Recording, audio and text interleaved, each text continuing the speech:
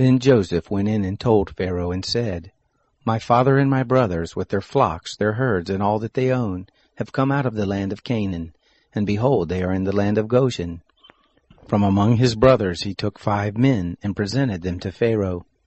Pharaoh said to his brothers, What is your occupation? They said to Pharaoh, Your servants are shepherds, both we and our fathers.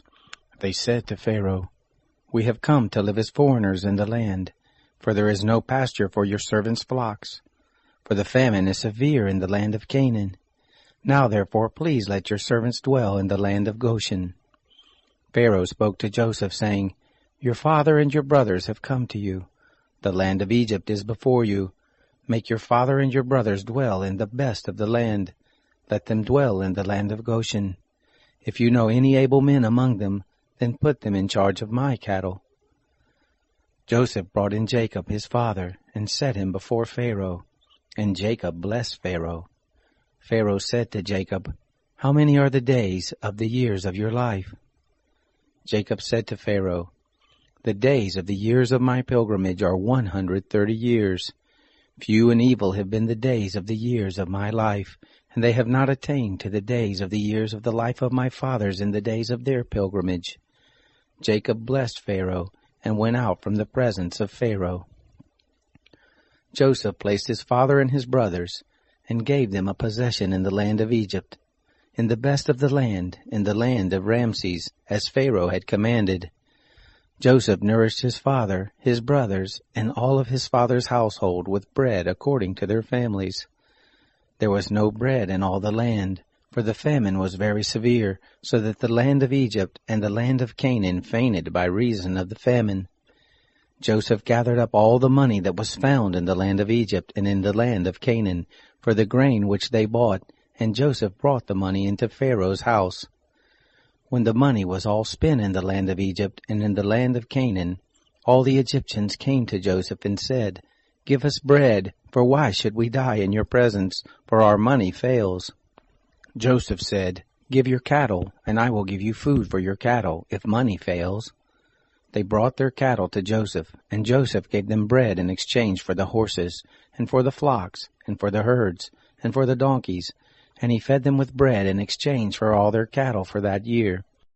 When that year was ended, they came to him the second year and said to him, We will not hide from my lord how our money is all spent, and the herds of cattle are my lord's. There is nothing left in the sight of my lord but our bodies and our lands. Why should we die before your eyes, both we and our land? Buy us and our land for bread, and we and our land will be servants to Pharaoh. Give us seed that we may live and not die, and that the land won't be desolate. So Joseph bought all the land of Egypt for Pharaoh, for the Egyptians sold every man his field, because the famine was severe on them, and the land became Pharaoh's. As for the people, he moved them to the cities from one end of the border of Egypt even to the other end of it. Only he didn't buy the land of the priest, for the priest had a portion from Pharaoh, and ate their portion which Pharaoh gave them. That is why they didn't sell their land. Then Joseph said to the people, Behold, I have bought you and your land today for Pharaoh. Behold, here is seed for you, and you shall sow the land. It will happen at the harvest, that you shall give 1/5 to Pharaoh, and 4 parts will be your own, for the seed of the field, for your food, for them of your households, and for food for your little ones. They said, You have saved our lives. Let us find favor in the sight of my lord, and we will be Pharaoh's servants.